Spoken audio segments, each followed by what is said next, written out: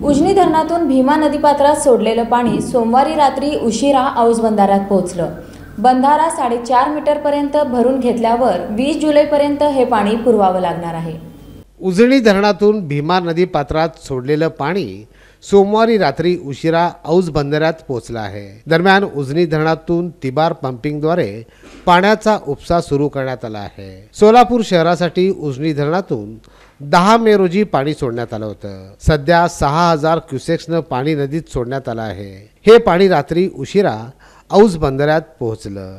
औज आणि चिंचपूर हे दोन्ही बंधारे 4.5 मीटरपर्यंत भरून घेतले जातील। त्यानंतर 20 जुलैपर्यंत हे पाणी पुरवावं लागणार आहे। सध्या काही ठिकाणी टँकरद्वारे पाणी सुरू आहे। उन्हाळ्यात पाण्याचा वापर वाढतो, त्यामुळे मागणीतही वाढ होते। सततचा होणारा उपसा आणि उन्हाच्या तीव्रतेमुळे होणारे बाष्पीभवन यामुळे धरणातील पाणीसाठा झपाट्यानं कमी होत चालला आहे।